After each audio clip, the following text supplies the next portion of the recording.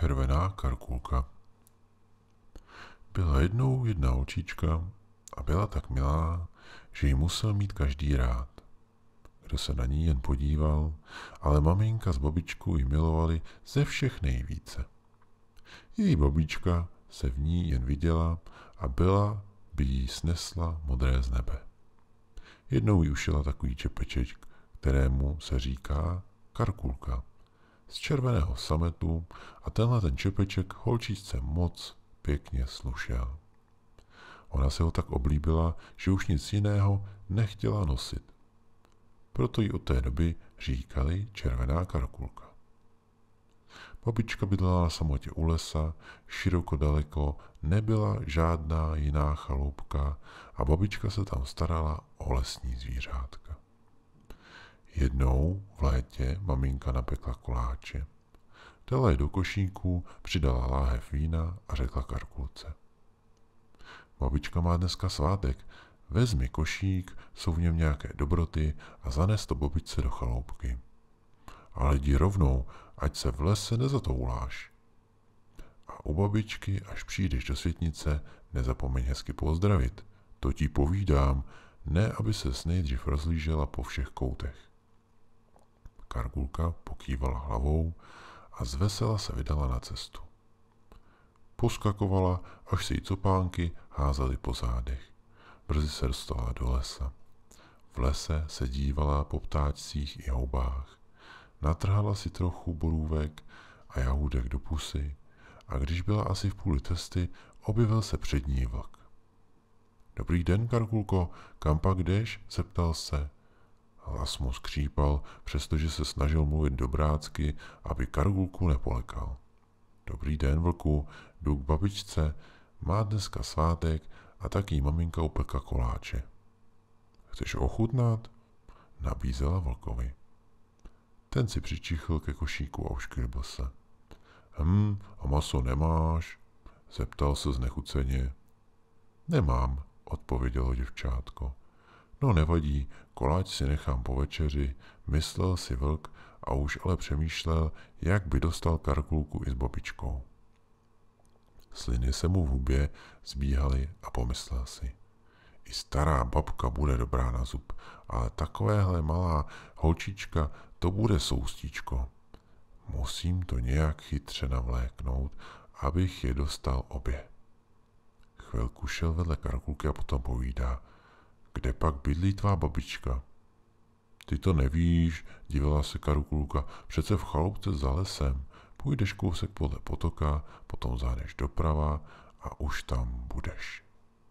Tak víš co, Karkulko, budeme závodit, navrhl vlk. Ty půjdeš po cestičce pěkně kolem potoka a já houštím schválně, kdo bude u babičky dřív. Karkulka se jenom zasmála. Popadla košík z koláči s vínem a pokračovala dál. Vlk šel kousek opačným směrem do lesa, ale za chvíli skočil do houští a hnal se křovím rovnou na kraj lesa. Za chvilku už stál před babičinou chaloupkou a klepal na dveře. Kdo pak to tam je? Ozvalo se zevnitř. To jsem já, Karkulka, zavolal tiše vlk. Babička se už nemohla vnučky dočkat a otevřela dveře. V tu chvíli se vlk na ní vrhl a najednou jí celou spolkl. Potom si dal na hlavu její čepec, nasadil si na nos její brýle a lehl si do postele.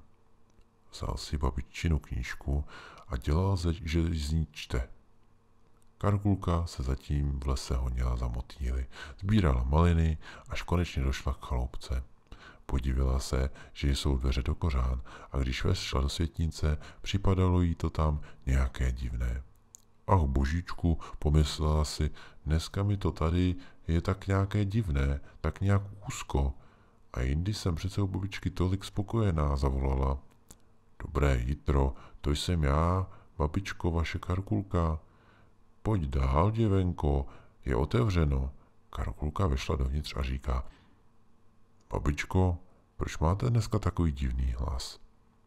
I nediv se, děvče, napila jsem se studené vody a teďka trochu chraptím. Karkulka tedy vyřídila pozdrav od maminky, postavila na stůl košík a šla na babičce pusu. Ale jak ji uviděla zblízka, vylekala se. babičko, vy máte ale velké uši. To víš, to abych tě lépe slyšela. A babičko, vy máte velké oči. To víš, to abych tě lépe viděla.